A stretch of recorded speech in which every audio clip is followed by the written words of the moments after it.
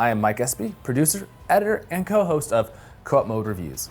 I'm here giving you a heads up, a few things regarding this episode. First, one of the members unfortunately endured some technical challenges, hence their lack of appearance. Sorry, Dan. Second, fluctuation with audio quality from the co-host self-recording to the Discord call. Third, we didn't do the typical intro for the show. We sort of just got right into it. Lastly, but certainly not the least, we had the pleasure of welcoming composer Rich Vreeland, aka Disasterpeace, onto this episode, who worked on the game to discuss various aspects of it, ranging from the production to actually playing it. We kind of reviewed the game with him. Pretty cool. We hope you enjoyed the conversation as much as we did. Much love to y'all. Thank you very much for your support.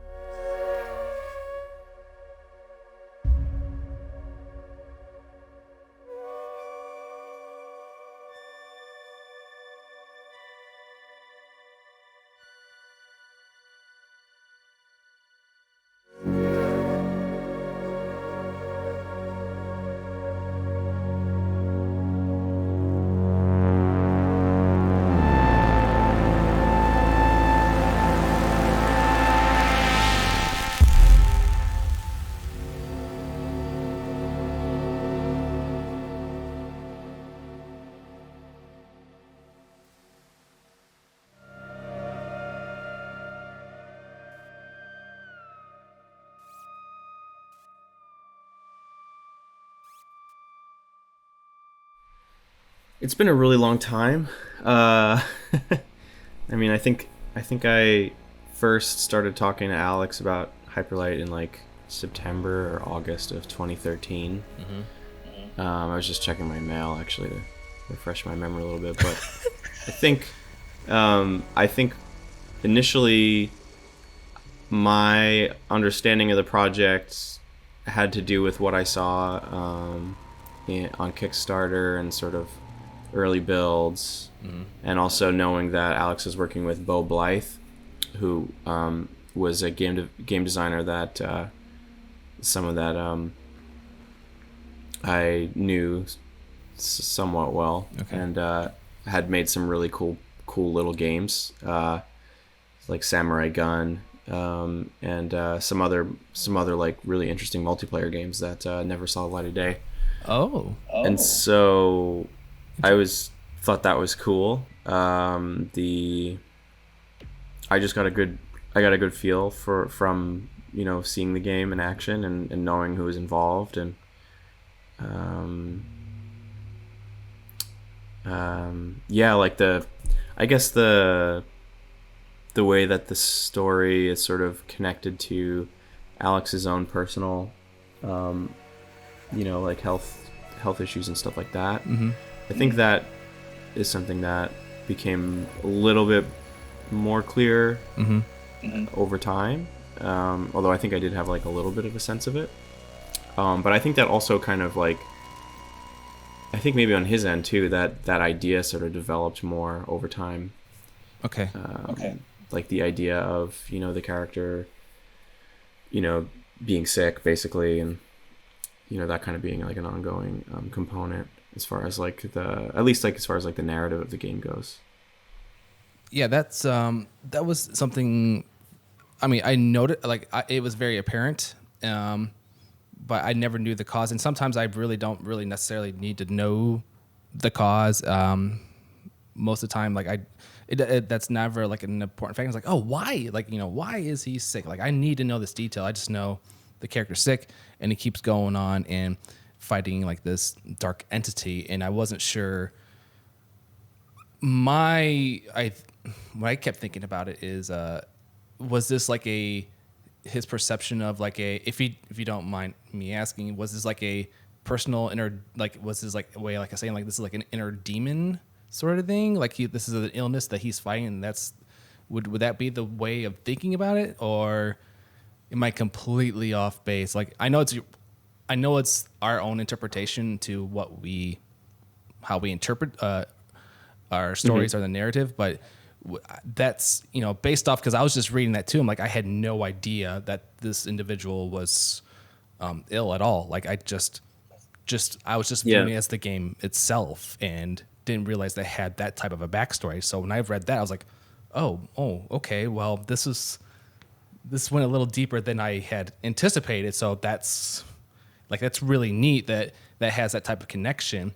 And so now the more I'm thinking about it, like, could it be interpreted as him fighting his personal demon, like these personal demons sort of thing? Like just he's sick and then he's fighting this dark entity. Like I guess that's the only way I could probably interpret it at this point in time.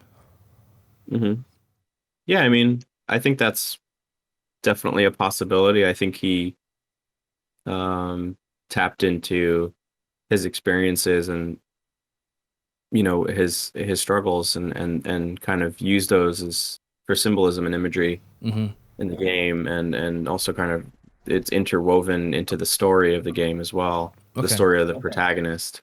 And then there's certainly there's like giant beating hearts, and there's lots of like stuff like that kind of littered throughout. I think,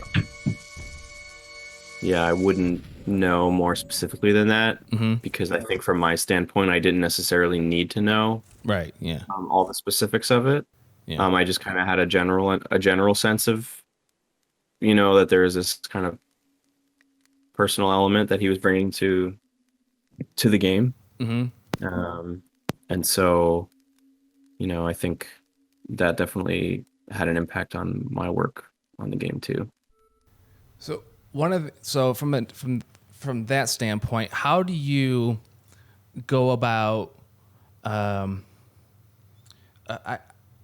when you have a director, let's just in general, like how do you determine to like convey a mood? Because anytime like a cutscene sequence would pop up, I got the sense that it was always some sort of like the characters seemed to be stressed out or like under that sort of thing. How do you, with any type of music, especially this one, how do you go about determining what causes a sense of like tension?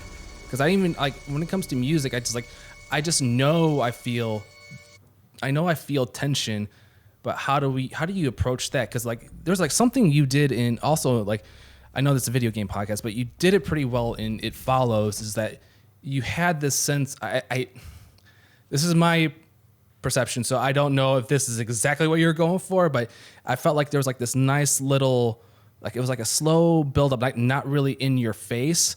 And then with It Follows, that was really easy to understand because it kept like getting, I guess you'd say a lot faster with like a ding, ding. Like I kept thinking like the stabbing sound with that. It's like ding, ding, ding, ding, ding. Here, it was like, it had like this, I don't know how to describe it, so you may have to help me out here. It was like, you hit this note, it was like kind of soft, and then it's like, bring, and it's like this, like, it's like this undercurrent or something like that really comes at you and it hits you. And that was one of those things where even though I didn't quite fully at the time have a full comprehension of the narrative, I would say that what you were adding there, like there was like this, it felt like in a way you were with the language you were saying like, this is, something's happening here. It's not good. I don't know what it is, but it's not a delightful situation. How do you go about approaching that sort of thing? I don't know, like creating tension, if you don't mind me asking. Yeah, there's like a so I mean, Alex had a lot to do with kind of helping to figure out what this, I think you're talking about like the theme. Like it's sort of those three chords. Yeah. That kind of goes upwards, and the last chord is kind of it's kind of surprising. Yeah. He had a lot to do with figuring out like what the sort of like motif for the game would be, and I think he kind of gravitated towards that idea, and I agreed that it would be a good something simple, but also it kind of gave the right it gave a good sense of the story, the sense that you are, it's kind of a hero's journey game, but there's something like wrong. And the thing that's wrong is like, your own personal like well-being. And it sort of mirrors, I think, Alex's own experiences, I think because he's always wrestling with his own mortality. There's a certain like freneticism to how he goes about things. And I think that's reflected too in the game and by proxy the music. And so I think there was initially there was just the style of the game kind of spoke to me as far as being kind of brilliant in like a color palette kind of way, like very like kind of dynamic and diverse, but also very dark, like having a very sort of like ominous dark kind of edge to it without being like not like in the typical like horror kind of sense, in a more of like a Ghibli or something. Zelda, like very like bright colors and more inspired by Japanese games and Japanese art, and so I think a lot of that just resonated right away. I mean, the first piece of music I wrote for the game is the piece that leads up to the final boss. It's the one where you're descending down. Okay. And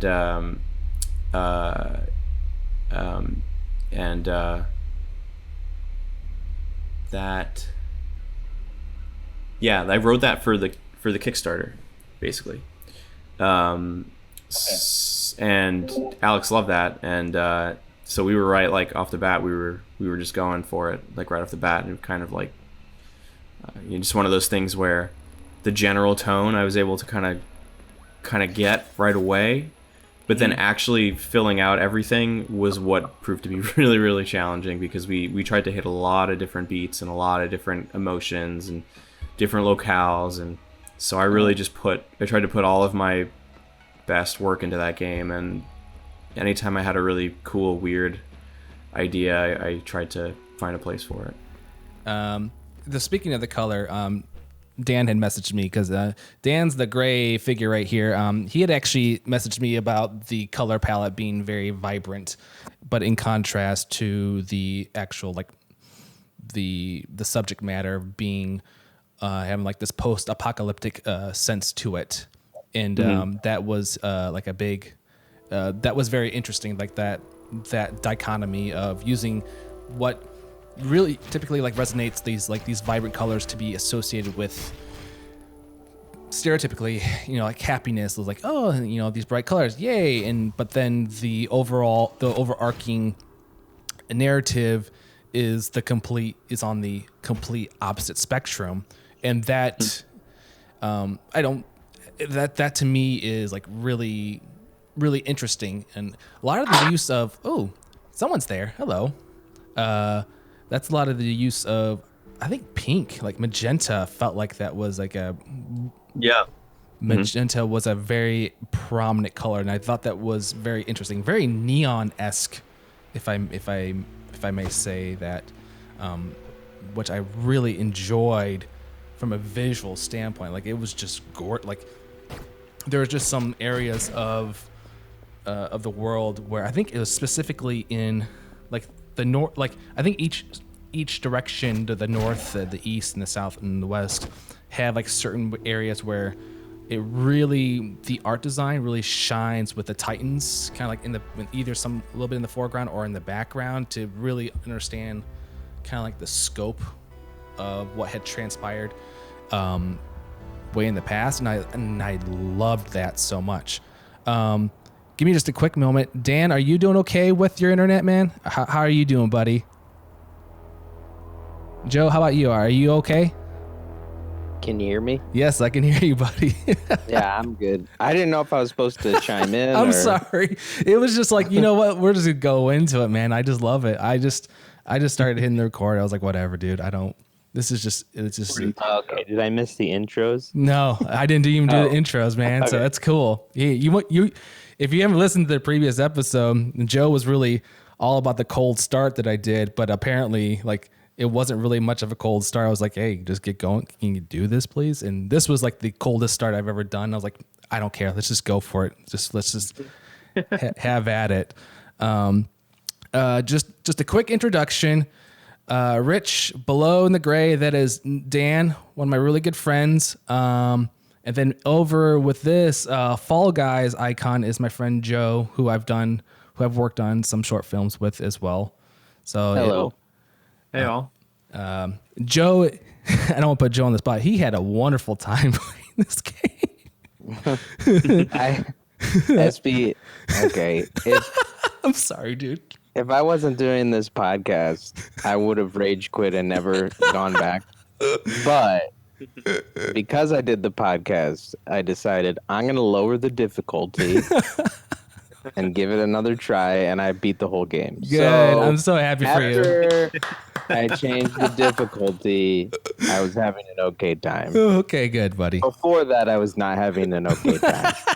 Was it the bosses? That's yes. I find that the freaking guy with the sword, like, he just like one-shots you, and I couldn't handle it. It has a weird like rhythm to the game, because I feel like it's pretty easy game until you get to the bosses, and the bosses are really, really hard.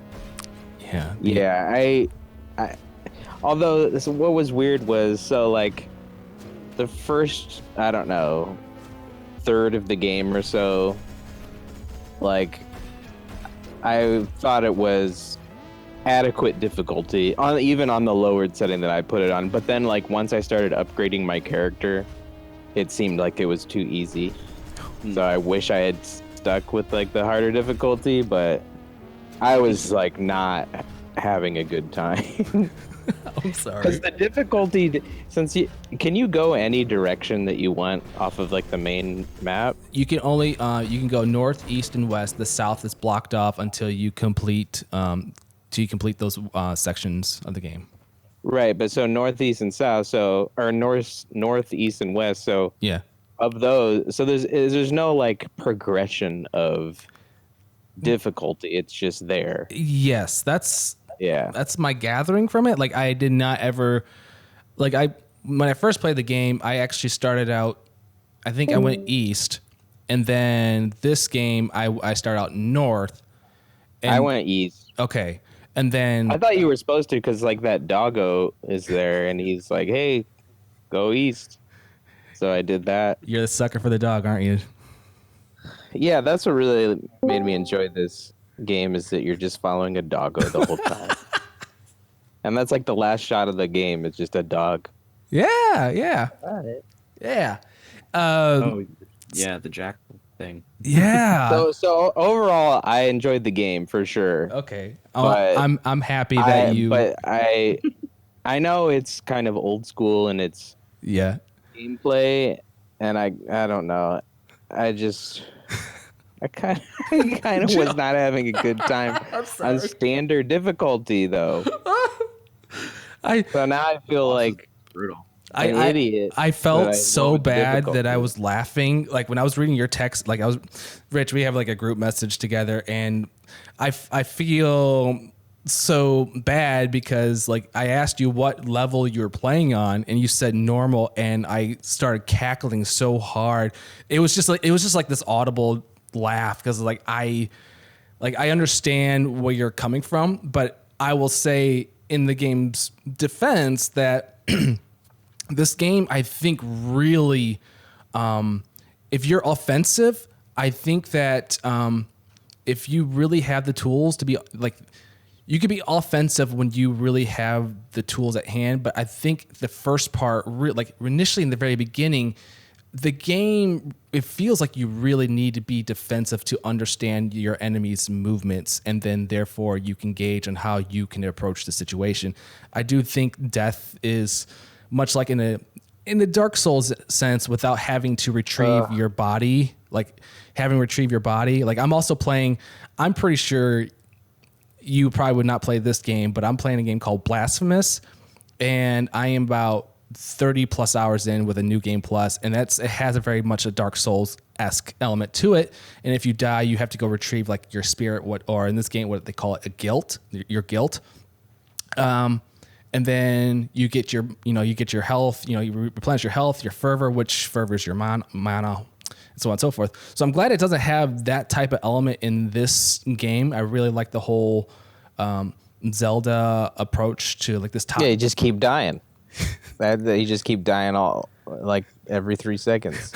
Basically like Zelda until you get to boss fights, and then it's kind of like it's more like a Dark Souls. Yeah, game. I would say it's definitely a shift in difficulty, because I would say like on a scale of 1 to 10 when it comes to just traversing through the world and handling the various enemy types, I would say like maybe a 5, and maybe occasionally it'll escalate to a 6, maybe. Oh no, 10, 11. I don't play these kind of games a lot though, but what? Just during traversal, you think it escalates to an 11? Well, no, but I mean, I literally quit. I had to, because you can't lower the difficulty like in your play, so I had to start over after like playing it for a few hours. Yeah, you quit because of the boss fight, though, right? Yeah. Okay. Yeah. Okay. They're brutal. Like it. The most recent time I played through the game was probably last year, and it. I forget which one. I think the eastern boss. The frog? That one's really hard. No, the western boss. That one Oh really yeah, the guy. For me, it's the guy with the sword and the gun. The sword. Yeah, that one took me like, I think I had to play it like 30 times to beat it. And I probably played it way more than that. Oh wow. My hands are all fucked up. I was just really, I was sweating and angry. What? You have such a calm demeanor, man. Like you have this like really nice chill vibe to you. Like, hey. Yeah, I know. I'm really competitive, so. Oh, okay, good. Good. Out. I mean, I was not really enjoying the east and west, but I very much enjoyed the north and south portions of the game. really? Okay. Like I didn't think the frog boss battle was that bad, because you had those little explosive frogs that could do damage to him as well. So that I used to my advantage. But I think the west, even when I'm in the south, I still think that west boss takes the cake, because he was shooting like those crystal shards at you, and then not only that, you had his his lackeys coming at you from all angles. I don't know, that was like. Did you know you could make him kill him? Wait, what? I did that. Wait, what? You can make that boss kill those frozen. I don't think I had that experience. Guys that are frozen in the ice. Yeah. If you make him lunge toward that and swipe it, it'll just kill him. So I just started doing that. I did not have. I did not discover. Or maybe that that's only on easy difficulty. Everybody. I don't know, but I did not have that experience. But I would say that it's probably not, because to your point, if you play. I mean, in the north, like if the guy who has the kind of like that little cane or something like that, or staff, and that has those purple squares come up, those actually do damage to that flock of crows.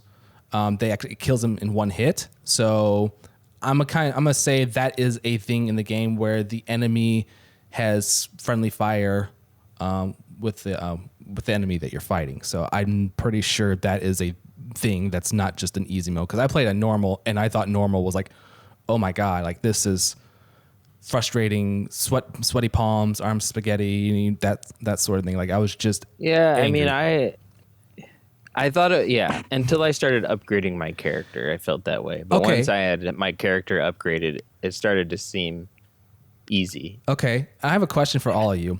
Now, given the fact that you can upgrade anything that you want in this game, there's no like you could do that anything you want. What was the first upgrade that you guys did? Oh, I chose wrong. If I did it again, I would do it completely differently. I would have chosen the reflect slash thing, Okay, deflect. I Okay. would have gone with that because that's way more useful. okay. What about you, Rich? Do you remember what you chose first? I have no idea. Okay. It's there's the deflection. There's the Yeah. you can chain your boost. Like is it like a Yeah. additional boosting? Is that one of them? Yeah. Yeah. So Well, I think the first thing I did was health. I upgraded my health all the way and my dashing all the way. okay. I didn't buy any bombs. Okay. Yeah. I would say And that I don't did- think I did anything with the sword either. It was all health, dashing, and guns. it's so weird because it's such a melee focused game. Like you could do range, but I'm curious that you went range because range is one of those things where You gotta stay away from those guys, man. So, well, this was a failed experiment here because I actually chose dashing the chain the dashing twice in both playthroughs because that is what you are doing the most in the game, and I felt like even though I had all these choices to go and how to approach a situation, you're always moving in that game, so I kept thinking by the game's design and also for me personally that chaining that. Being able to chain those dashes together and get it around and be a little bit more offensive was like my approach to the game. That because Yeah, that's a really useful upgrade. I got tired of playing defense. Like I really wanted to be like and say, I understand these guys' movements. So if the environment allows me to do a little bit more chaining or get a little bit more creative with the chaining, like I would do that, and then I would focus my powers on upgrading my sword and the dashing itself, like the dashing pierce. Oh my god, like the dashing pierce. Oh, that watching those enemies get stabbed and just fly across the screen, and if they hit like a wall, they receive damage too, and kind of do this little exploding emotion, like animation of like, oh, it's so gratifying to do that. I added the health pack much later on because I started noticing, especially when I started doing the West, that I was like, I'm actually having a hard time here. Oh yeah, you gotta go for that health. You gotta go straight for that health. Yeah. In my case. That's when I basically play the opposite way. Oh, really? Yeah, I like to pretend like I'm a samurai. Okay. Just kind of like, there's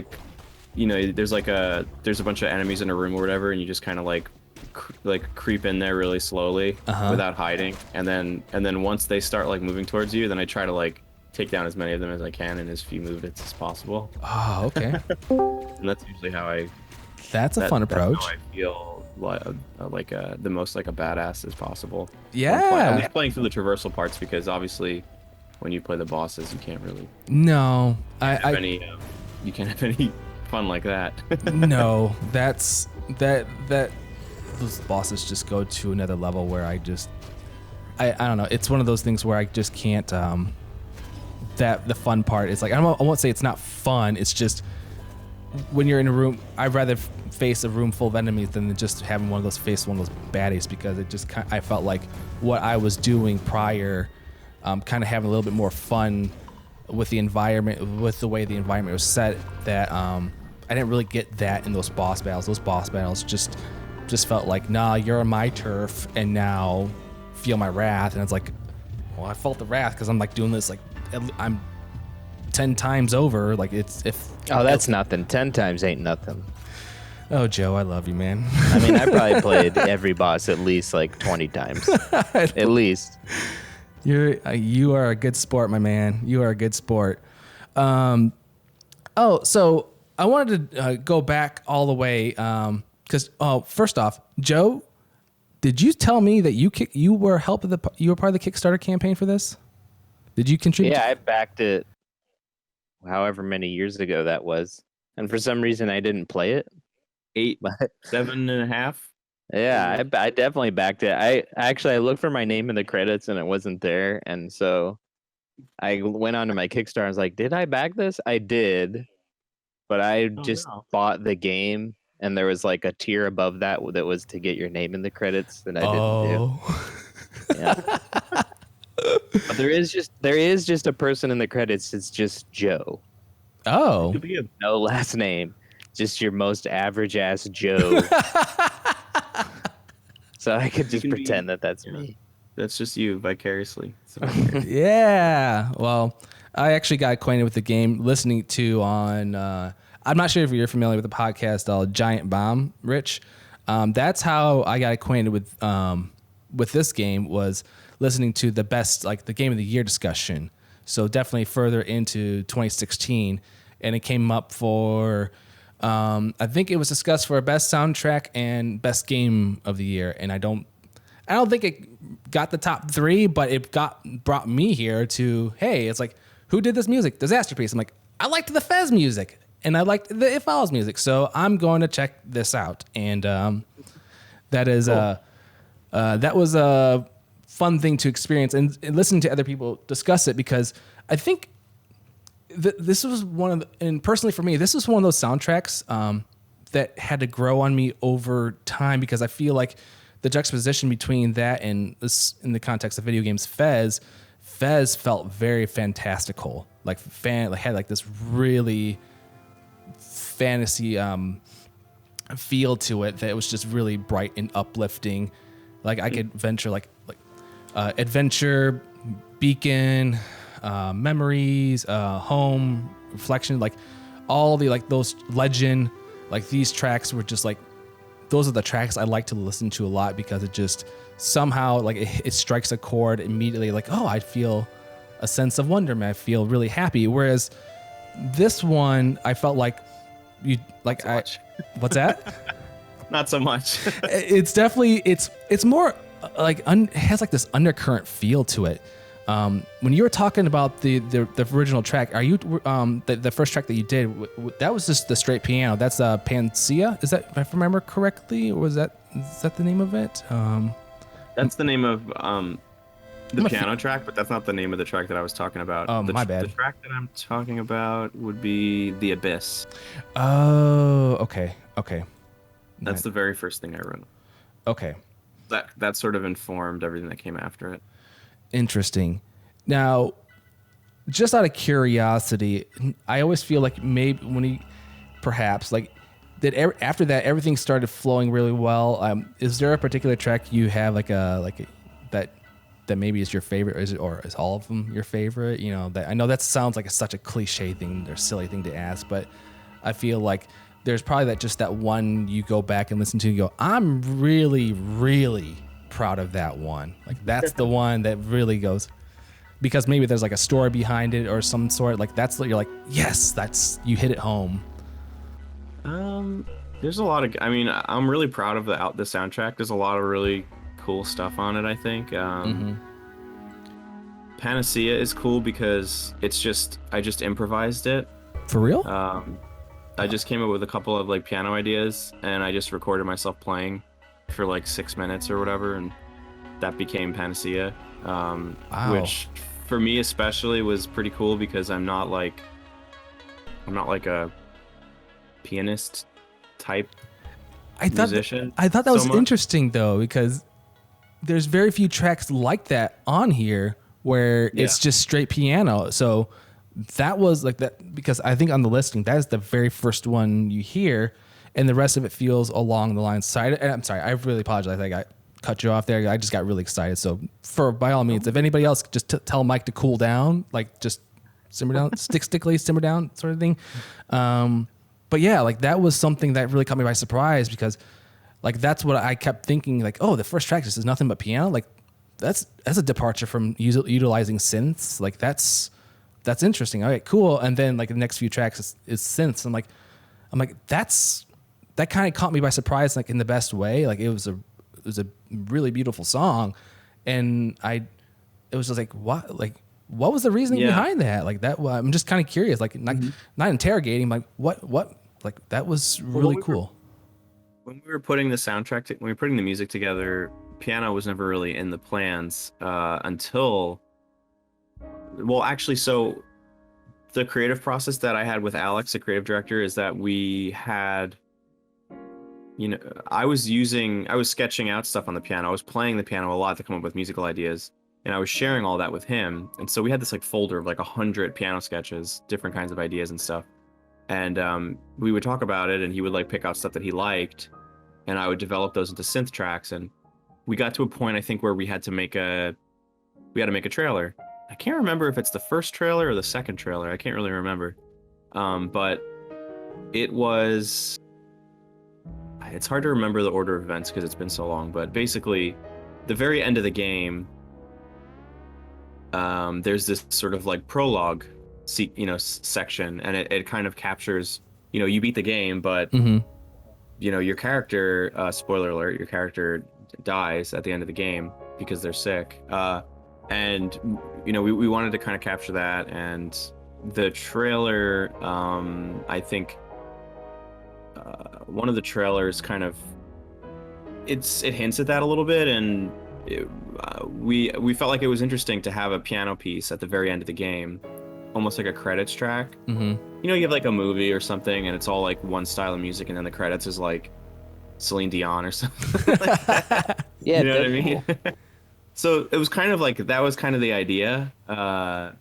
It was in that vein, and yeah, it was just something that we tried, and ended up thinking it added something to the experience, because it was kind of surprising.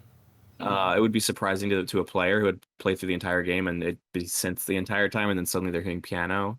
Like, it gave it sort of an added layer of kind of significance, and it also made it feel more personal, because the game, when you have all these really kind of abstract synth sounds for hours, it's a bit alienating, even though it can be, organic or immersive or whatever.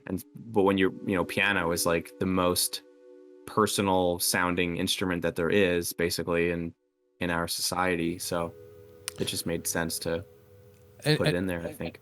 Another remark about the synths, like, unfortunately Dan he's still having issues, but he had, again, in the private conversation, he had brought up about how even though you were utilizing synths throughout the entire game, pretty much throughout the entire game, there was still like this organic feel to it, which was very interesting, considering how, I guess you would say, what's the word I guess really digital sound to it. And that is by far that's another very interesting thing, is that yes, you have this piano piece which feels very warm, but the digital aspects, even during the tension aspects, felt still like a sense of warmth to it. And that was an interesting experience to have, because I just remember sitting there and go, I don't know how to describe what I'm feeling right now. I know I have an idea of the tools that you're utilizing, but you're utilizing in a fashion that mentally they're really hitting a different way than I was anticipating.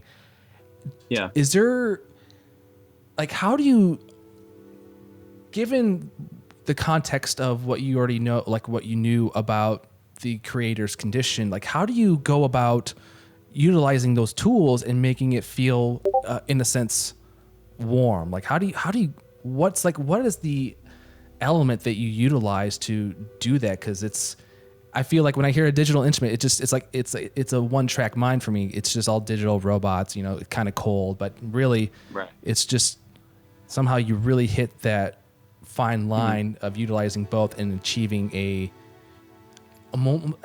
organic sense. Like, sorry, I'm rambling, but if you got a response, like, please let me know. There's a lot of different axes of sound when you're dealing with sound, and I think the kind of the raw baseline experience of digital music can be a bit like what you were describing, like robotic and cold. and you can lean into that. You can work against it. You can do all sorts of things. I mean, I would say that like I saw the work on this game as being somehow related to the work I did in Fez, like being like a successor. Like I knew I wanted it to be a good like a counterpart to it, like that it would be a through line, but it would be different. So like a game like Fez, it has a lot of ambient music in it and it has a lot of expressive like musical ideas, but the way that it's produced is very digital. Because the idea was that you're stuck in a computer, literally, and so I really kind of like focused in on getting the like incorporating the aesthetic of like old games, the very binary sounding experience, very 8-bit, lots of square waves, like bit crushing, like all these kind of things, very digital kind of effects. And then with Hyperlight, I wanted the game to feel cinematic in a different way, and like you'd already done all that, and this game is not supposed to be like a computer simulation. It's supposed to be like an organic world. So I wanted to try to branch out, do something different, and I kind of looked to create a synth score in the traditional sense, like in the sense that you might hear a synth score in like the 70s or something, which would be made with analog equipment. There'd be analog synthesizers. So, before the digital age, where things were done with computers, they were done with like, transistors and circuit, all that kind of stuff. But also, so it kind of worked in a very different way. And then also, I think what helped is that our sound designer Akash, the style that he took on for the sound was completely opposite of the style for the music. Music is very warm and organic and round. The sound effects are very bright and digital and a little bit kind of like crystalline, like not unlike the sound of Fez, like similar to Fez actually. And so like I think the combination of those two things like helps sell the world, because it still has an element of like, oh, this is like a retro experience, like in the video game sense. Then the music is more like retro in a different kind of sense, because most of the touchstones for me were not video game related. Like there were some, like the music in the West is like super inspired by Chrono Trigger, but more so the music was inspired by like late 19th century, early 20th century, like Impressionism, like Debussy and Ravel, and like classical music. And then also like jazz, like Bitches Brew kind of stuff, like Miles Davis. It's kind of all over the place, but it's just trying to find like that warm, like analog kind of sound, make it really gritty, make it have a lot of like random variation to it, so that it doesn't feel super like structured and like super rigid and organized, by giving it a lot of this sort of like random fluctuation, and making like like shaving off higher frequencies to make the sounds darker. Like all of that sort of contributes to the way that the game sounds, and it feeling more kind of like organic sounding. Interesting. Okay. I definitely got some Blade Runner vibes from the synths. Cool. I mean, I love Blade Runner, so. Dan, you just seem to have a similar like tone to it. What's that? Sorry. It just seemed to have like a similar tone to it, the synths. Yeah. There's definitely some Vangelis Blade Runner-y sounds in there, especially like there's this track. What is that track called? Titan. Oh. It's a very Blade Runner-y kind of piece of music. It rumbles. I like the. And the stuff that Vangelis did in Blade Runner is also very organic and expressive for being electronic music. That's another thing I was. He was notorious for that. Very pretty. Dan, sorry, not to cut it off. Like, are you good, dude? Yeah. I got to figure it out. My My router just decided to die on me, so I replaced it. Oh, okay. I had a backup. I'm gonna have to turn you up. Very quiet. I'm Man, gonna have to. Oh, hold on. I can fix that. Now that I'm turning the volume on, my ears are gonna bleed. Is that better? I could turn you up on my end. Oh yeah, that's right. I'll do that too. Okay, Dan, can you talk to me, buddy? Yeah. Hey, can you hear me? I can hear you. I'm gonna have to turn you up though. Yeah. Okay. Sorry. I've had a nightmare of a time trying to get my recording setup to work. Okay. Discord does not like external sound cards, I don't think. Really? I have no. Yeah. I'll just say this: I'm the camera guy, not an audio guy. So I'm really sorry for all this issues. Yeah. happening. So.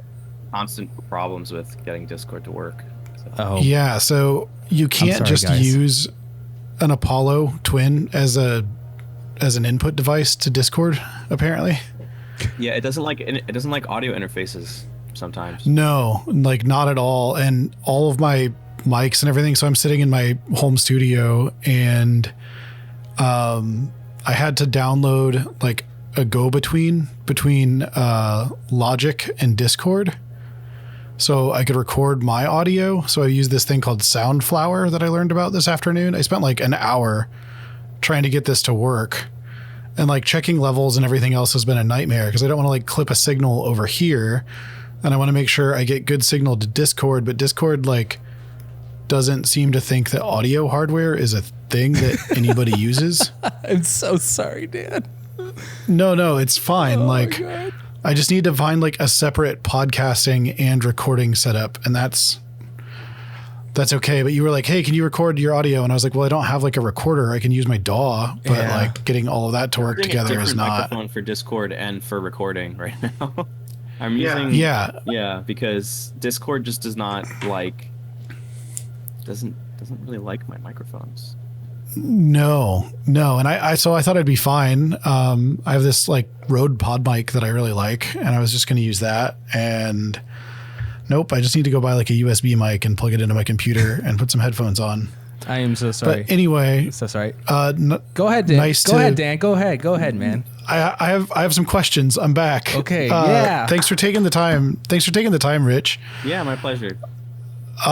I think the one thing, so when Mike brought this whole thing up to me, interviewing you and having you on, I was a real big fan of It Follows when it came out. And I actually didn't know that I had heard of Hyperlight Drifter. I didn't know that you did the score, and I was really excited because I liked the soundtrack to It Follows. And now I'm going to butcher, like, I don't remember the name of what was the movie you did right after It Follows? Under the Silver Lake. Yeah, that one.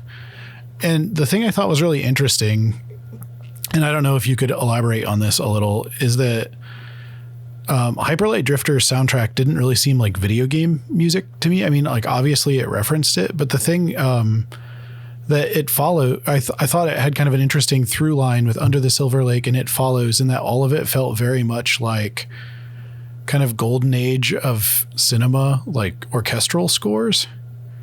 And I thought it was interesting that like in It Follows, I remember like one of the recommendations, because I'm a John Carpenter nerd, like a lot of people that like horror movies are, is I had a friend that said, you're going to love this score. It kind of has a retro horror vibe. And when I listened to it, like, I guess in the sense that it uses synths, but it didn't seem like it didn't have like the arpeggiated, like thumpy bass line thing going the whole time that I usually associate with that. It really reminded me of like a Hitchcock movie or something. And I felt like, I don't know, the noir elements in Under the Silver Lake, and then just the like organic vibe, like the piano and the guitar inclusion, or like included in Hyperlight Drifter, gave it like a really interesting, more orchestral vibe with different instrumentation. Like, it was cool that it wasn't just using strings and like orchestra percussion. It was using things I'm used to hearing in video game scores, or like used to hearing in horror movie scores, but in a different way. I don't know if that's intentional at all. Yeah, that's cool. it's interesting because there's just a lot of weird overlap between like mid-century like classic film music being a kind of a touchstone for the work I did with David Mitchell, the director of those movies, and also video games because that's how David found me because he played Fez and he liked the music for that game and he actually used a lot of the music from Fez when he was editing the film as like temp score, and so it put me in this weird position where I was like having to replace my own music, and there were some tracks that he was really really into, and it made it really difficult because I had to try to like outdo myself from like a couple years ago. It was really weird, and then but like there was also temp score, for me, like I was not a horror person, like a buff. Like I didn't really know anything about horror, so I had very limited like sense of it beyond the temp score for the movie, which had some Carpenter in it. And then I always liked Goblin. I always loved that band, and some of the bands that were inspired by Goblin. Goblin's just like they did a bunch of like Argento movies and um blah, blah, blah, blah. Oh, and like the theme to Psycho, the movie Psycho, that was one of the only things I knew about like horror music, and so that was kind of that was where I started. This very naive kind of approach, where sort of the stabbing like theme of it follows like it's basically a quote of Psycho, and of course, that's Hitchcock, and that's a Bernard Herrmann score.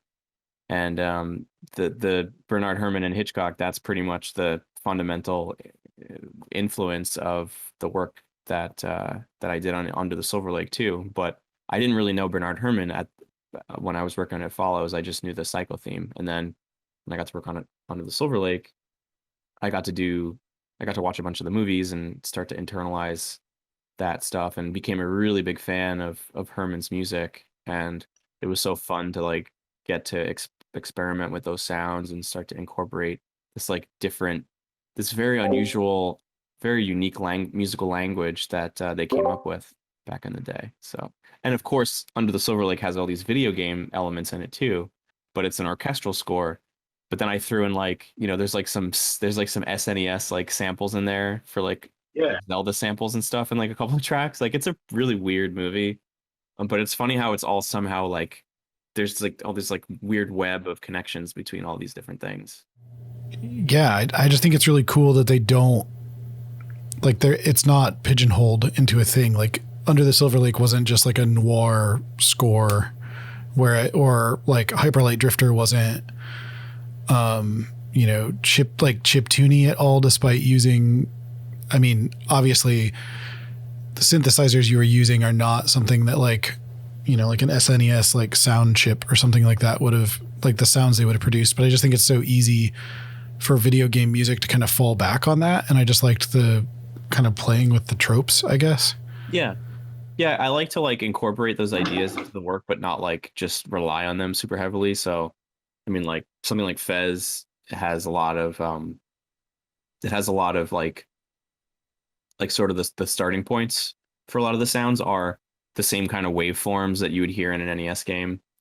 But then obviously there's like all these effects on it, reverb and, playing with envelopes and bit crushing and all these delay, all these kind of things that kind of push it beyond that into something different.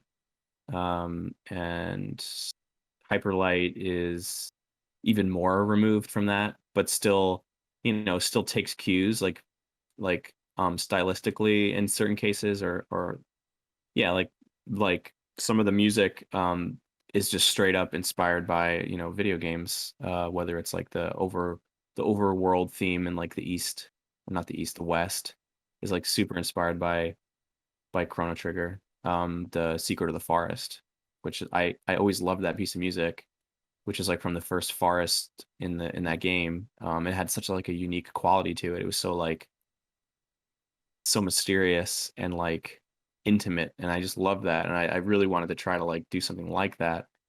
And then of course like some of the boss music was very much inspired by other games. I think that and like bands too, like Tool and prog rock, and just like because a lot of the a lot of like 90s boss music is just like composers going absolutely ham. Like how many weird things can I put in this track? Like, I'm gonna put like it's gonna be in like 11/8 and it's gonna have like a ridiculous solo and that I mean, it was always really fun, and so I tried to do that. That's cool. Kind of like the we wrote the soundtrack to Doom by reinterpreting all of our favorite thrash metal songs kind of thing. Oh, are you talking about yeah. Oh, just like 90s like boss music and stuff in general. Just I always thought it was funny how much of it was just like metal but chip tunes. Yeah. No, totally. I mean, and it's kind of like it's stuck around, and it's cool to see that people still do it. Like, I don't know if any of you've played the latest Paper Mario game, but that game has like the most metal boss music ever. Like, it's so crazy. Yeah, I was really surprised. Like, it was awesome. I was playing it with my kid, like with my son, and he was like, "Hey, this is like the music that you listen to sometimes." And I was like, "Yeah, it's kind of different for a Mario game, huh?" It's got like down-tuned guitars, and it's like an odd measure. It's like weird chuggy riffs and stuff like that. Yeah, it's really gnarly. It's pretty cool. So one of the things with the music, I noticed that you kind of took a approach that it may not from the discussion. It seems like you kind of did something similar to what Michael McCann did with Deus Ex: Human Revolution, was to really focus on the environment, like create world building with your music.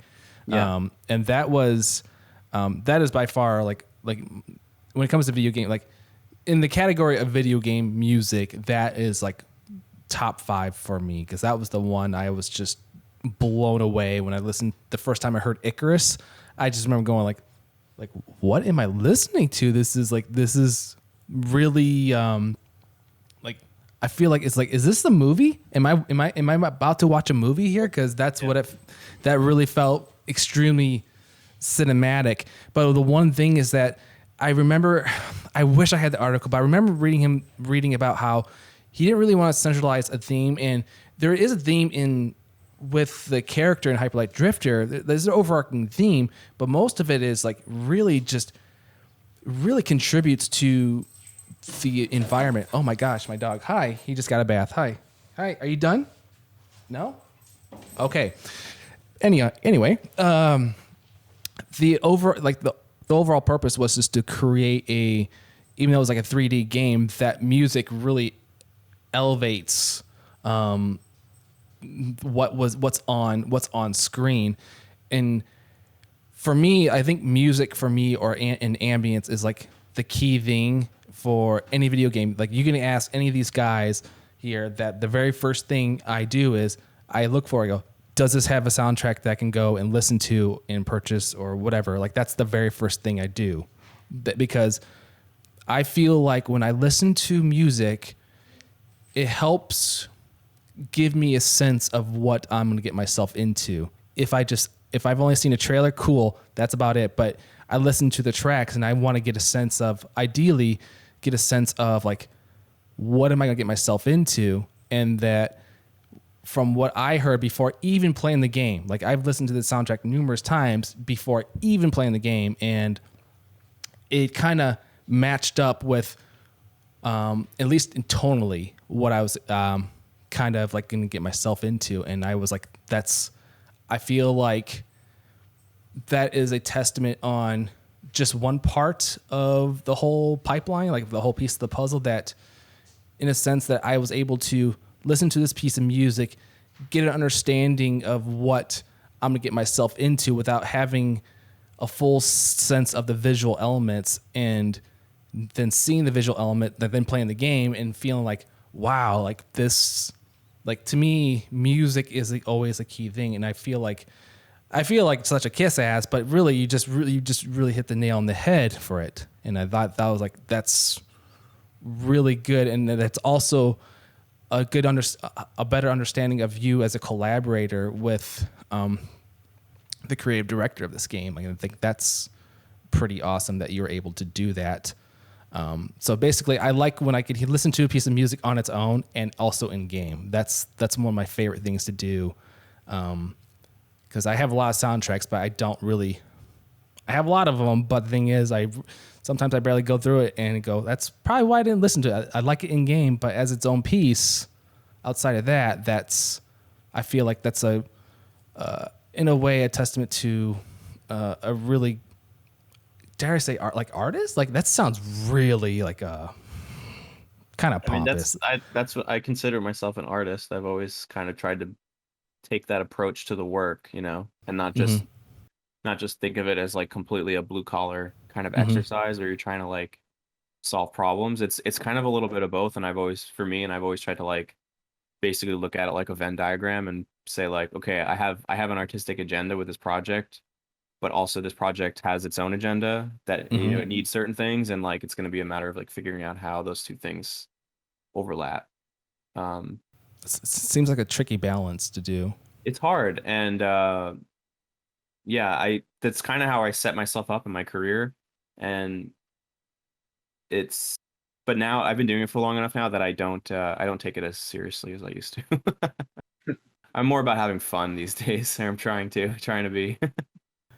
Dan or Joe, do you have anything else to ask? Just out of curiosity. You know what movie I watched last night? What? Triple Frontier. Okay. I didn't even know it existed. What is that? I was Wikipediaing and I saw this movie and I clicked on it and it's like starring Oscar Isaac and Ben Affleck and Pedro Pascal and Charlie Hunnam. Budget is like $115 million. I've never heard of it. Isn't that weird? Because it's on Netflix. Yeah. It was just, they have like so much content now. It's just like gets lost in the pile. But it had a budget of $115 million. Yeah. And I never heard of it, so I watched it. SB, if you didn't know, he did the score for that. That's It's why. not Okay, a non-sequitur. I feel like you think Okay. I was like, wait, what? Like, what is happening here? Like, is this another Joe Wood tangent, man? Oh, I was like, there's got to be a purpose here. There's got to be a purpose. Okay. I had honestly, I've never even heard of it. That was my I got asked to do a big budget action movie, and I was like, okay, I'll try it. And it was about as difficult as I thought it would be for a lot of reasons that don't have anything to do with writing music. Oh. Well, they just use like straight up like Metallica in there, and Yeah, well, I got to work with Lars Ulrich. Oh yeah. oh really? Yeah, he was So pretty there was cool. like something that was re-recorded or No, specific? so he was friends with the director, and he loves movies and he loves film music. Or he loves movies, and he always wanted to get involved somehow, and so we had him like lay down a bunch of drum parts, and I got to go to Metallica HQ and hang out, and it was just a really surreal That's cool. kind of experience. Oh my gosh. Wow.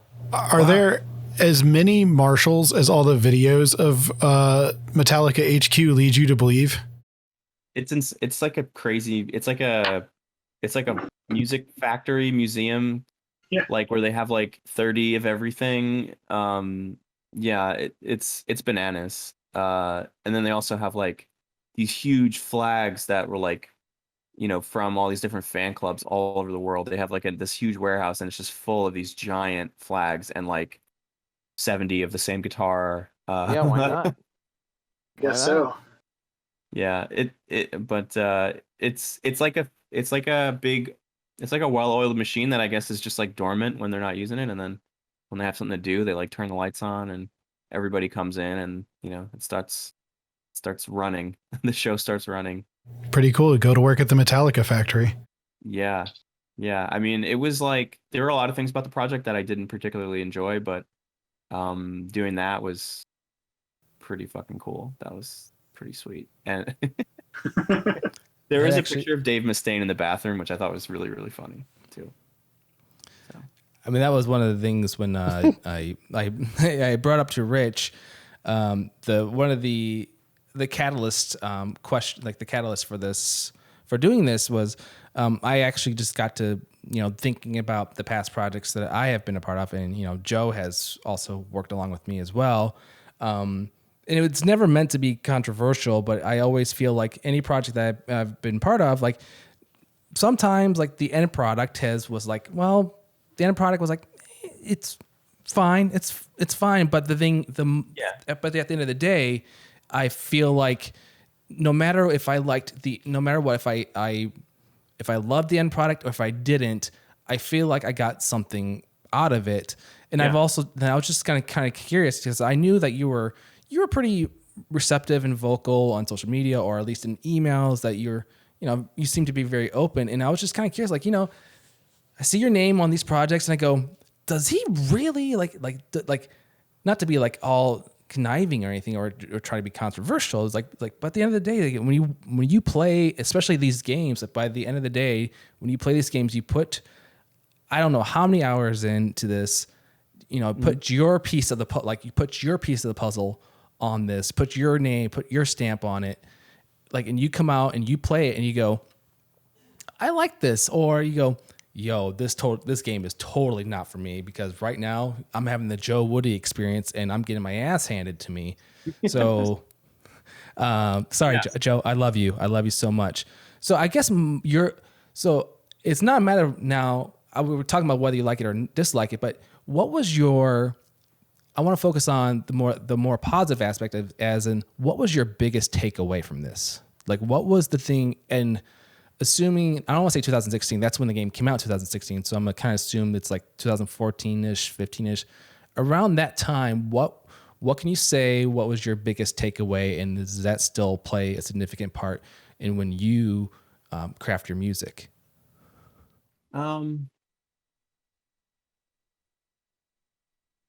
Biggest takeaway. Well, it was one of the most, at that time, it was probably the most difficult project I'd ever done. Mm-hmm. It took me a lot, it took 3 some odd years to do. Normally that amount of music I probably could have done in a much shorter period of time, but the development cycle was that long, and I got involved pretty early, and the game was still kind of unsure of itself a little bit, and it's hard to make music in an authoritative way when the thing that you're writing music for doesn't really know what it is, doesn't know what it is yet. So that was a struggle, and that was a good lesson I think that I took away from that experience, is that it's not always beneficial to be involved super early. Like, there are pros and cons to it, and I think it's more of a marathon than a race, and you kind of have to find a way to, like, for me, I had to find a way to navigate it that made sense, where I didn't feel like I was just spinning my tires, like writing tons of music that was not going to get used. Mm-hmm. Because that's like one of my biggest frustrations traditionally working on projects is when I feel like I'm doing a lot of work and not a lot of it is actually making it into the end product. So all of that was like really good takeaways. I tried some things on that project that didn't work. Mm-hmm. I kind of got ahead of myself a little bit at times, and I had these really sort of grandiose ideas about how I was going to write the music.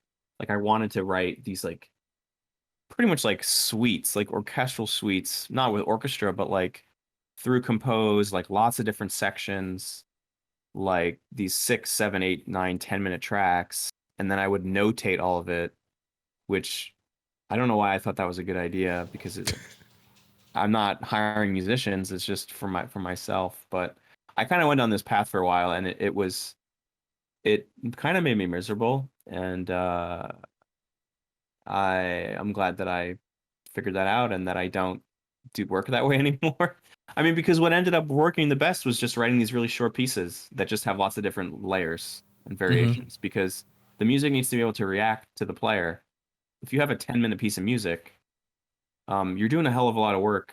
If you're like, well, first of all, that piece of music is not going to be able to react very well unless you create like 5 versions of it or whatever. And that's a lot of work. That's like 50 minutes of variations on one piece of music, and that's crazy.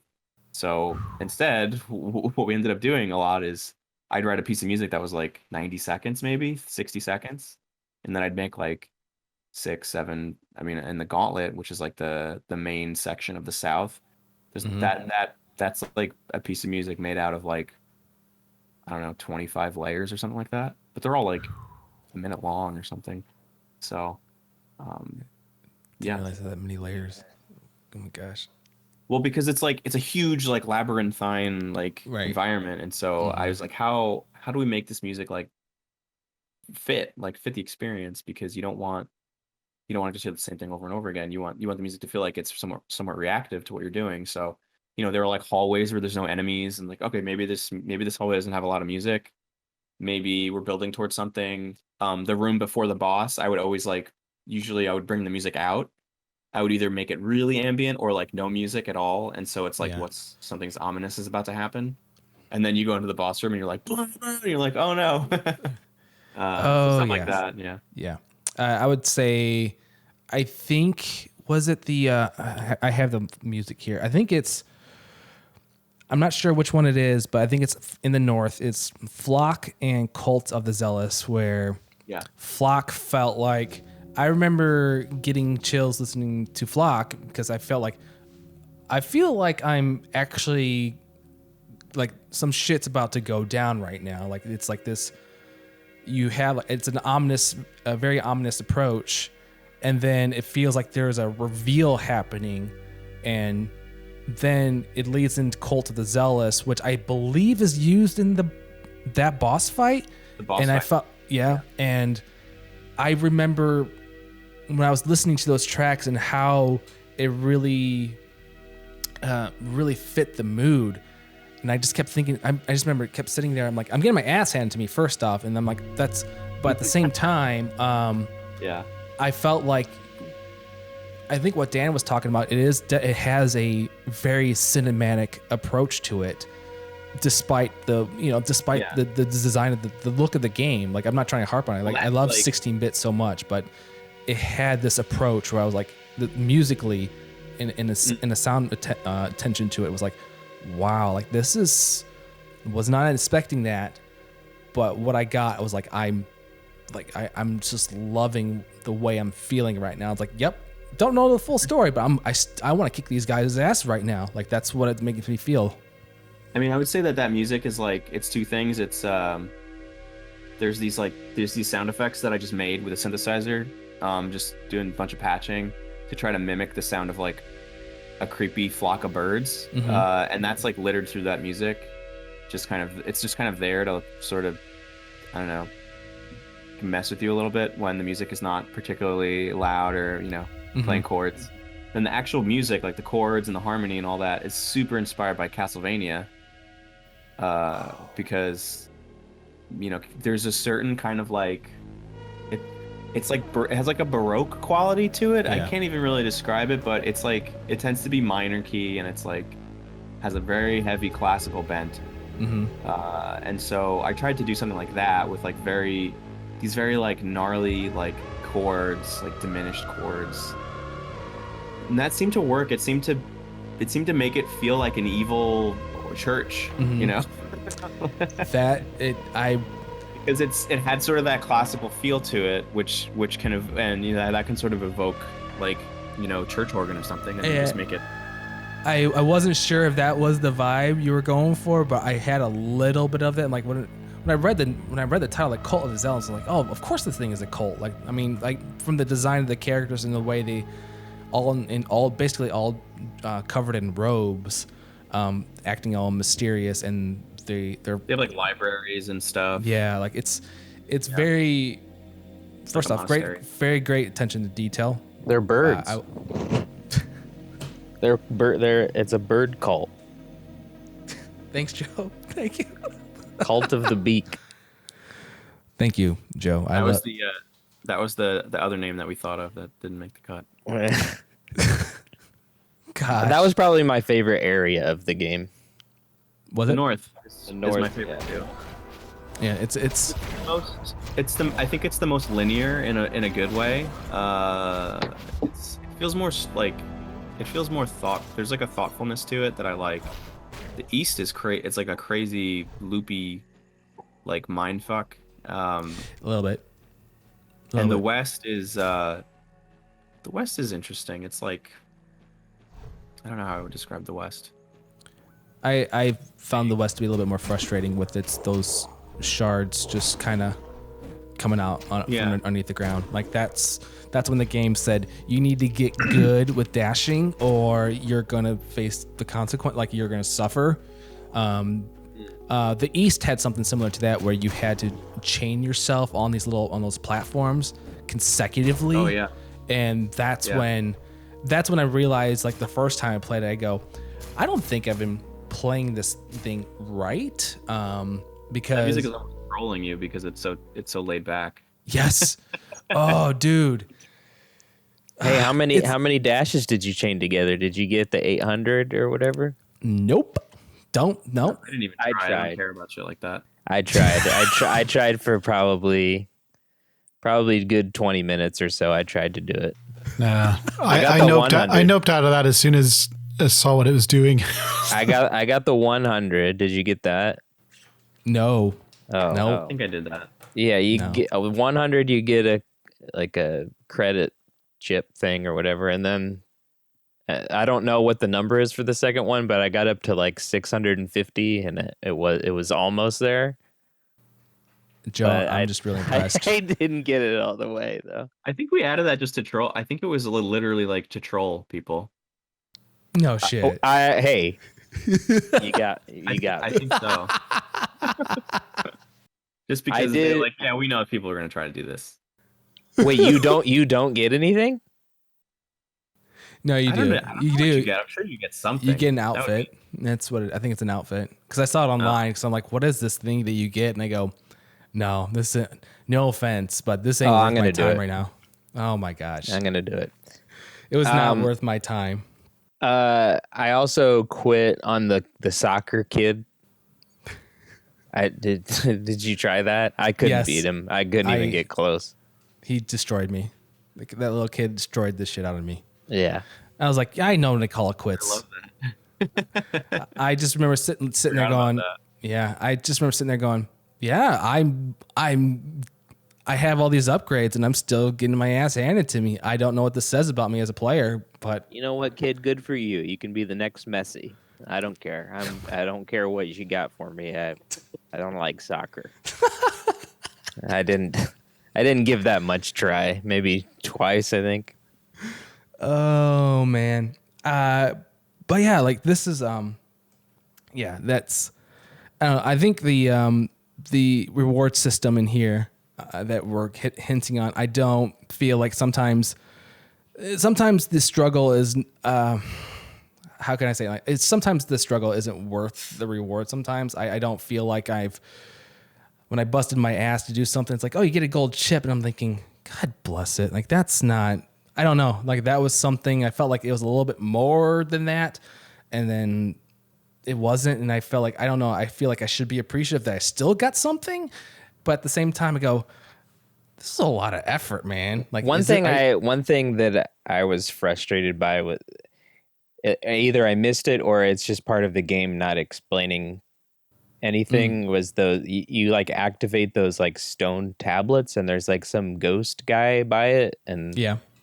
I don't know what that does. I did a handful of them, but it seemingly didn't do anything. So that I think you have to collect. When I say collect, I think there's a total of 12 or 16, and then it's kind of revealed once you not near the end of the game, but I will say that you have to. I think it's somewhere in the hub world, the city. You can find this temple where it showcases all of the stone slabs that you've activated, and there's supposed to be a message. That's what I read online. Oh, a message. Yeah. It's going to be, don't forget to drink your Ovaltine. That's a Christmas story joke. I don't, that was kind of frustrating for me to like not have. I mean, I like this stuff that's open into interpretation for like the story, and that's fine. But like when I'm trying to like collect stuff, I was a little confused. I think we were all confused because it's really hard to make a game that has no text. It's really hard. It does tell you what the warps do, though.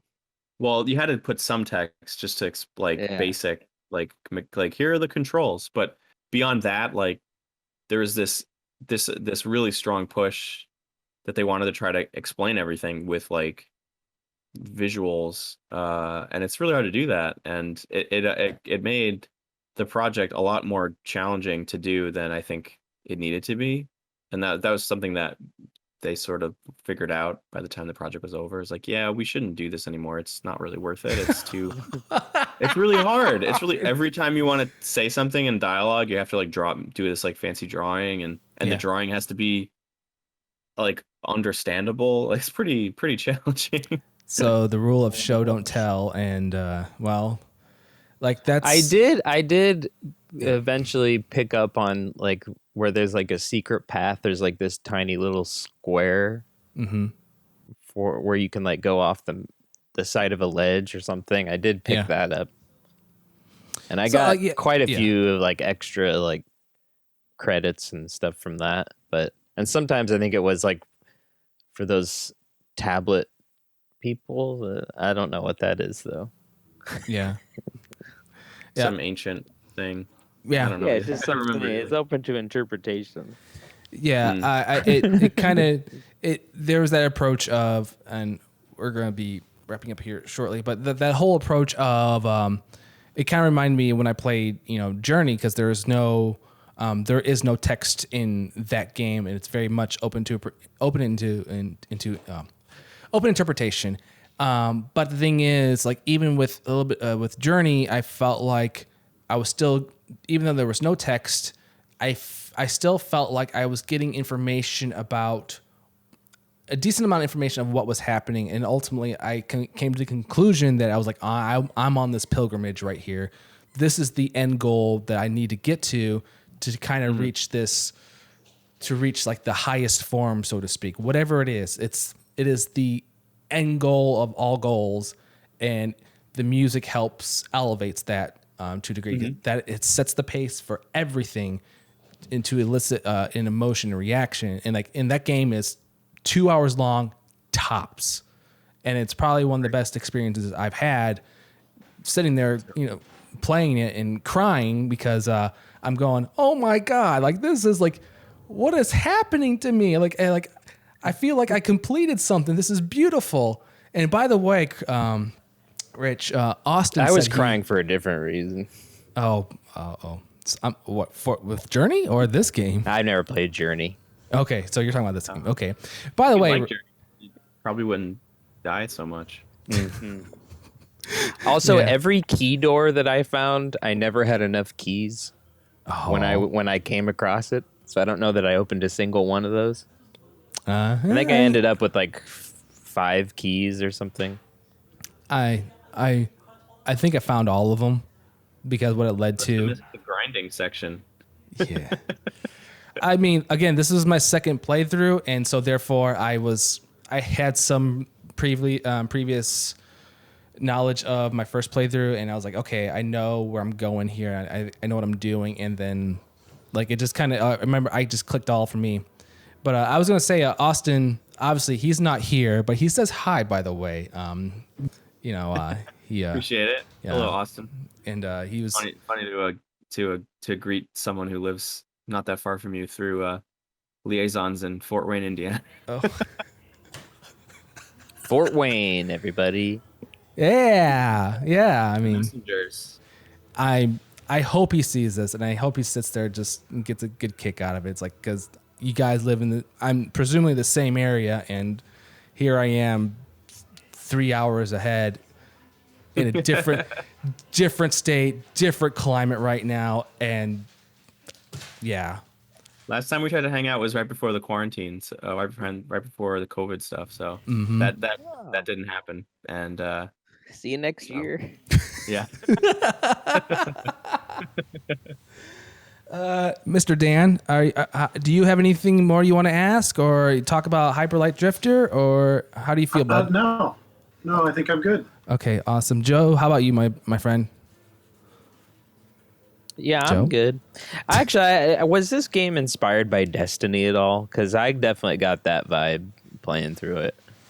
I think that I don't know for sure, but Alex plays a lot of games, and so there's usually a lot of touchstones in the game in his games.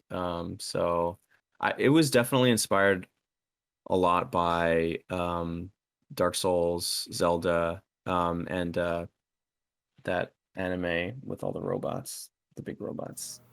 Neon Genesis, Neon Genesis Evangelion, yeah. yeah, and Nausicaa. I actually that helped me finish the score. I bought the Nausicaa manga and I just read it. Oh yeah, this does have like a heavy Nausicaa vibe. I didn't even put that together, but now I guess.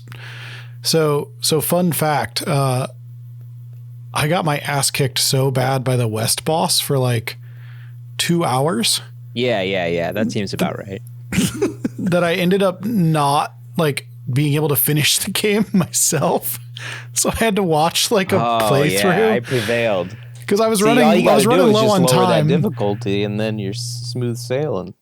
It seems like it. So like when I first started playing the game, I went West first and got like my ass handed to me, and then was like, oh wait, maybe I should just go like upgrade some things. And then I learned that like the upgrades are cool, but they don't really make the game any easier. Really? You think? They do make it easier. They make it. If you like can't beat deflecting the the West bullets boss back. like dashing and stuff, like that's just Well, yeah. They impossible. make it easier, but I just meant like I bought like the health upgrades and realized you had to find health to get the benefit of the upgrade. And then I bought like this dashy thing that like does the stab when you press A and B. Mm-hmm. I was playing on Switch, so it's A and B. I bought that move and maybe used it 3 times. Yeah, that's what I'm talking about. So I spent all my chips on that stuff first and was like... The one that really frustrated me, and actually it was I think the first thing I bought, which didn't help the situation, was the shield thing when you dash and it like absorbs their bullets. Yeah. Oh yeah, that'd be really cool. I didn't find it useful at all until the final boss of the game. Yeah. I basically never used that. So then the final boss, it really helps a lot. But before then that, I went out north and was like, this is much more manageable. And like east wasn't too bad. And then I went like had the guts to go try west again and like got to the boss pretty easy. Like the first time I had trouble just getting to the boss because of those shard things and figuring out like how to time my dashes in a way that I don't get hit by the shards and like lose all my health.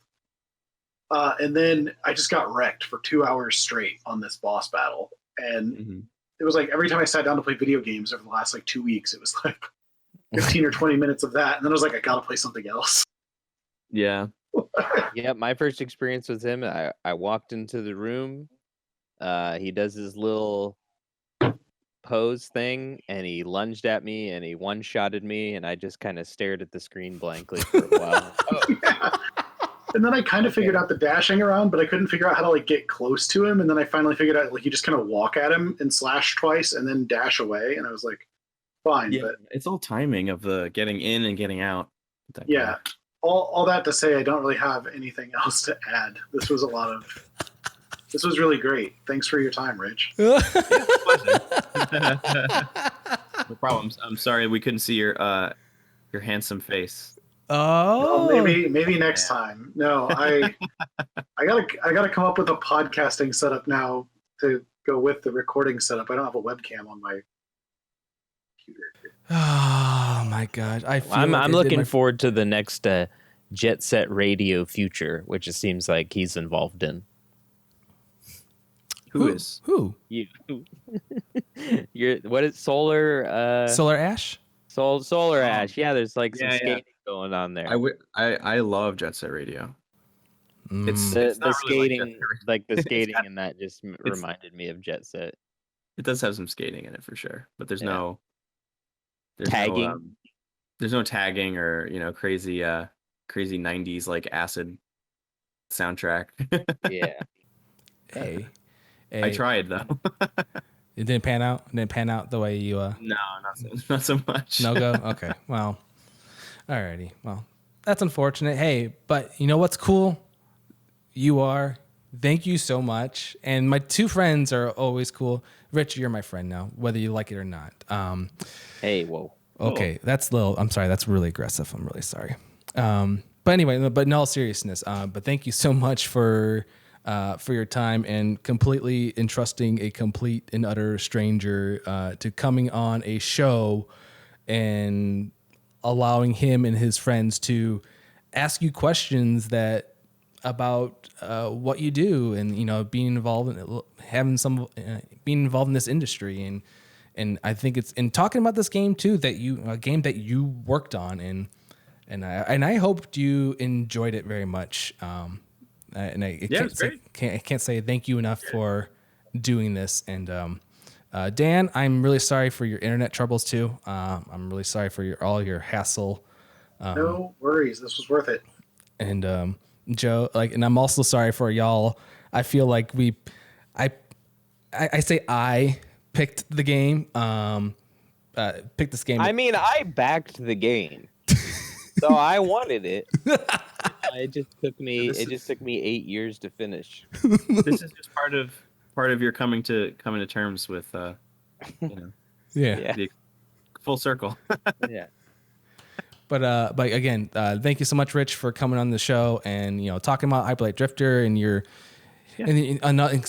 sharing your knowledge about this. And maybe I'm pressing my luck, but maybe sometime down the future you'd be down to talk about another game. I don't have a list anymore. There's games I want to play. I will say right now in my library at this moment is I don't know if Dan or Joe would want to talk about Blasphemous, but that's just something I just started playing, and that's a Castlevania-esque game, set in an old Spanish time frame. Really heavy religious iconography. Like a boss battle that I had encountered was this wooden-esque creature holding a baby that was blindfolded and bleeding from the eyes and had the scorpion tail trying to, kill me. So if that tells you anything about... That sounds nice. I see that all the time, maybe. It's one of the coolest boss battles I've ever encountered. It's really bizarre, but it's so cool. My second playthrough, 30 plus hours into it. So time commitment. And then also I'm playing Final Fantasy VI for the first time, on my Super Nintendo, that original Super Nintendo. I'm really proud. I will be very proud to say that I actually have an authentic cartridge of that. So that's really cool to do. But then also Breath of the Wild, and I have not touched The Last of Us 2 because I don't want to. We're still in a pandemic, and I just don't want to be depressed when I play video games right now. So I played the first Last of Us until you get to the building with the zombies, and I was like, I think I'm good. Wait. 10 minutes? Yeah, basically. Oh, okay. Oh, that's great. Did I tell you it was a zombie game? I don't think I fully realized what you do in that game. I think I was just I had played a bunch of Uncharted, and I was like, sweet, more of this. Oh no. That's funny because that was my exact experience with The Last of Us. I was like, hey, the new game by the Uncharted folks, and I kind of slept on it. And then they did that PlayStation streaming thing, and where you could stream PS3 games on your PS4. Yeah. And I tried it, and I was like, I don't think I like this. Oh, good. You'll really hate the second one. Yeah, so I stopped at about the same spot, and then I don't think I'll play the second one. I don't really have any desire to play it. I mean, to be fair, I don't think I need any more Uncharted experiences either. Yeah. But No. I tried to play the Tomb Raider series after playing all the Uncharted games, and even that was just similar enough that I was like, I don't need more exploring and shooting hundreds of baddies. It was cool. They're gonna run out of Shangri-La type magical civilizations to uncover. Like, Yeah. Yeah, like I don't like the end of need every to game go of theirs. to like another rainforest and find another tomb slash shrine slash temple with Yeah. pretty jewels in it. Well, you could always go aliens. I was thinking that too. I was just thinking that maybe they'll go to outer space. Crystal Skull. Oh. That would be the perfect way to end Uncharted with the worst version of it. You just go to the moon. They find like a underground temple on the moon. He finds a crystal Alien. skull in a refrigerator on the moon. Perfect. Done. Somebody pitch it. I'm all for Perfect. that. I love that. All right. Yeah, I'm very. You guys are such great collaborators. We just got in this room. It's only been a little over an hour and a half, and we have some of the best ideas ever. I love it. This is teamwork. Teamwork at its finest. But But yeah, better than the manatees in South Park. I've never seen that. Cartman's poker face. My poker face. Oh man. All right. Oh man. Thank you again. Thanks for having me. Thank you so much again. And I hopefully maybe in the future you'll be back on to do this. Fingers crossed. It was really great to have you on. And Joe, Dan, thank you again for being on the show. It's always humbling that my friends do it, and it's extremely humbling when a complete stranger does it as well. And just again, thank you for your insight, and everyone else who's been tuning in. Thank you, and take care. Thanks, Take guys. care. All right, bye. Yeah.